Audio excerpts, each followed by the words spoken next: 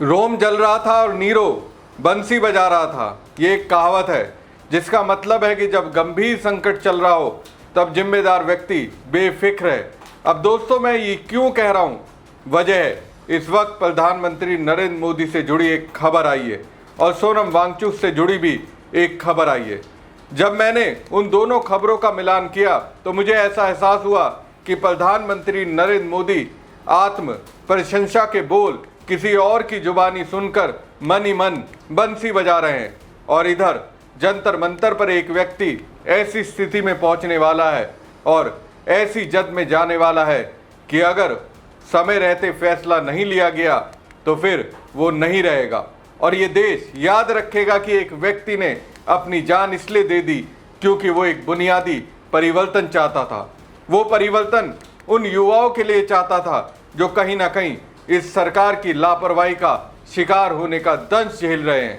तमाम online news portal और चैनलों में एक खबर बहुत धड़ल्ले से चल रही है और उसी धड़ल्ले से चल रही खबरों के बीच एक दूसरी खबर खुद को दबा कुचला महसूस कर रही है। लेकिन उन दोनों खबरों को जानिए। एक खबर प्रधानमंत्री नरेंद्र मोदी से जुड़ी हुई है और दूसरी खबर सोनम वांगचुक से जुड़ी हुई है।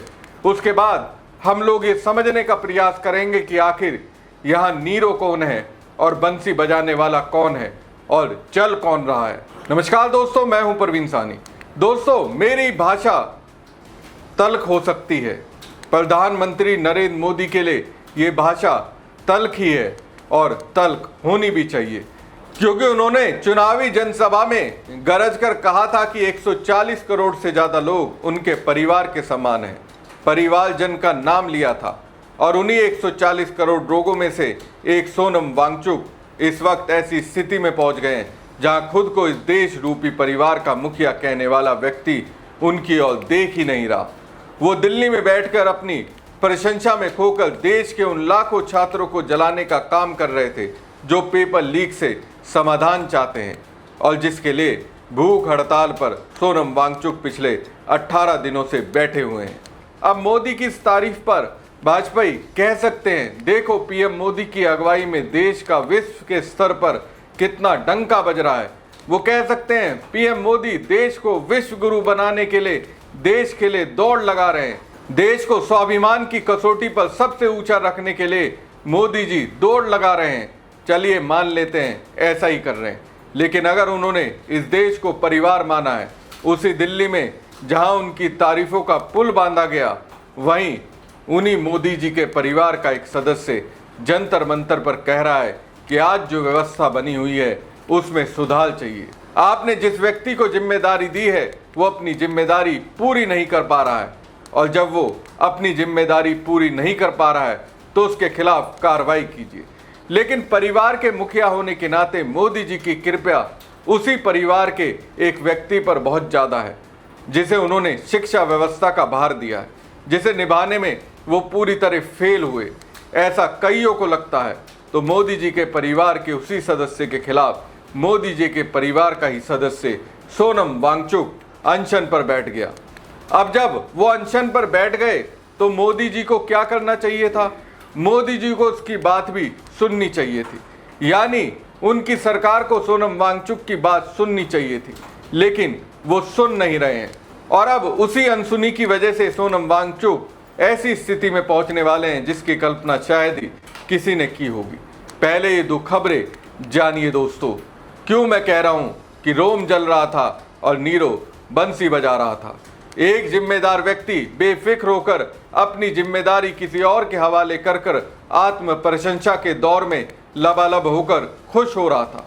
दरअसल दोस्तों, पोलैंड के उप विदेश मंत्री ने प्रधानमंत्री नरेंद्र मोदी की कूटनीतिक भूमिका की खुलकर तारीफ करते हुए बड़ा दावा किया। उनका कहना है कि रूस यूक्रेन युद्ध के दौरान 2022 के आखिर में जब रूस की ओर से यूक्रेन में सामरिक परमाणु हथियारों के इस्तेमाल की आशंका थी, तब प्रधानमंत्री मोदी ने रूसी राष्ट्रपति पुतिन को ऐसा कदम उठाने से रोकने में अहम भूमिका निभाई। उन्होंने कहा कि दुनिया के चुनिंदा नेताओं में पीएम मोदी ऐसे नेता हैं जिनकी बात पुतिन गंभीरता से सुनते हैं। पोलैंड के उप प्रधानमंत्री कह रहे हैं कि भारत और रूस यानी सोवियत संघ के जमाने से पुराने रणनीतिक संबंध हैं। इसी वजह से राष्ट्रपति पुतिन प्रधानमंत्री नरेंद्र मोदी की सलाह को महत्व देते हैं। एक तरह से देखा जाए तो दोस्तों, पीएम मोदी को पोलैंड के उप प्रधानमंत्री ये भी बता रहे हैं कि आपकी बात इसलिए सुनी जाती है क्योंकि गांधी परिवार ने रूस से वैसा रिश्ता बनाया। पोलैंड के उप विदेश मंत्री ने कहा कि 2022 के आखिर में रूस यूक्रेन युद्ध के दौरान जब सामरिक परमाणु हथियारों के इस्तेमाल की आशंका थी, तब प्रधानमंत्री मोदी ने पुतिन को ऐसा करने से रोकने में महत्वपूर्ण भूमिका निभाई। उन्होंने कहा कि पीएम मोदी उन गिने चुने नेताओं में हैं जो पुतिन पर प्रभाव डाल सकते हैं। दोस्तों, अभी पोलैंड के उप प्रधानमंत्री की ये बात सुनकर बीजेपी का आईटी सेल, बीजेपी समर्थक, मीडिया और मोदी जी के कट्टर समर्थक, उनके चाहने वाले ये कह सकते हैं कि देखो, मोदी जी ने विश्व में भारत का डंका बजा दिया, भारत को विश्व गुरु बना दिया, ऐसी स्थिति में लाकर खड़ा कर दिया कि उनकी तारीफ पूरी दुनिया के नेता करते हैं। लेकिन पोलैंड के उप प्रधानमंत्री ने यह भी कहा कि भारत के साथ रूस के जो संबंध इतने मजबूत हैं, उसके पीछे गांधी परिवार यानी पंडित जवाहरलाल नेहरू, इंदिरा गांधी और राजीव गांधी का महत्वपूर्ण योगदान रहा है और इसी वजह से उनकी बात रूस के राष्ट्रपति पुतिन भी सुनते हैं।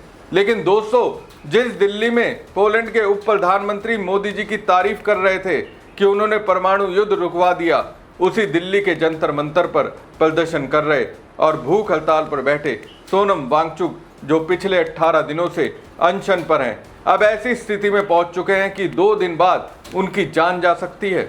अब क्यों जान जा सकती है वो भी जान लीजिए, और ये बात किसने कही वो भी जान लीजिए। दरअसल सोनम वांगचुक की भूख हड़ताल जबरन खत्म करवाने के लिए उन्हें खाना खिलाने के लिए याचिका दायर की गई है। याचिका में कहा गया है कि उनका 8.5 किलो वजन घट चुका है, ऐसे में 2 दिन के अंदर उनकी मौत हो सकती है। दरअसल वकील राकेश कुमार सैनी द्वारा याचिका दायर की गई है, जिसमें कहा गया है कि अगर वो अपनी भूख हड़ताल आगे जारी रखते हैं तो 2 दिन के अंदर उनकी जान जा सकती है। इस बीच याचिका में केंद्र सरकार और दिल्ली सरकार को उचित निर्देश देने की भी मांग की गई है। मांग में कहा गया है कि सोनम वांगचुक को अस्पताल ले जाया जाए और जबरन उन्हें खाना खिलाया जाए।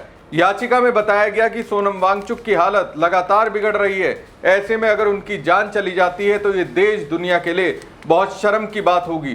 दोस्तों, सोनम वांगचुक का ब्लड प्रेशर घटकर 107/70 रह गया है, जबकि ब्लड शुगर का लेवल भी घटकर 67 मिलीग्राम प्रति डेसीलीटर हो गया है। कॉकरोच जनता पार्टी के संस्थापक अभिजीत दीपके ने केंद्र सरकार से प्रदर्शनकारियों की मांगों पर गंभीरता से विचार करने की अपील करते हुए कहा कि लोगों की जान दांव पर लगी है।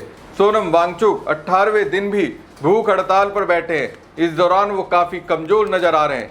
प्रदर्शन स्थल पर सफेद गद्दे पर लेटे सोनम वांगचुक को डॉक्टरों की टीम ने घेर रखा है और लगातार उनकी देखरेख की जा रही है। देश के शिक्षा मंत्री धर्मेंद्र प्रधान के इस्तीफे को लेकर सोनम वांगचुक धरने पर बैठे हुए हैं।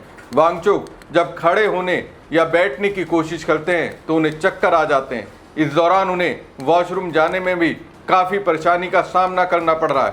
सोनम वांगचुक काफी दिक्कत में है और काफी दर्द बर्दाश्त कर रहे हैं। दोस्तों, अगर वाकई में प्रधानमंत्री नरेंद्र मोदी देश के 140 करोड़ लोगों को अपना परिवार मानते हैं तो फिर इस परिवार के एक सदस्य की आवाज भी उतनी ही अहम होनी चाहिए जितनी विदेशियों की तारीफ। लोकतंत्र की असली ताकत यही है कि सरकार सिर्फ अपनी प्रशंसा सुनने तक सीमित ना रहे, बल्कि विरोध की आवाज भी सुने, क्योंकि कई बार एक अनसुनी आवाज ही सबसे बड़ा सवाल बन जाती है। अब इस पूरे मामले में अदालत क्या फैसला सुनाती है, सरकार क्या रुख अपनाती है और सोनम वांगचुक की सेहत में क्या बदलाव आता है, इस पर पूरे देश की नजर रहेंगी। लेकिन इतना जरूर है कि अगर किसी नागरिक को अपनी बात मनवाने के लिए अपनी जान दांव पर लगानी पड़े तो ये किसी भी लोकतंत्र के लिए गंभीर चिंता का विषय है।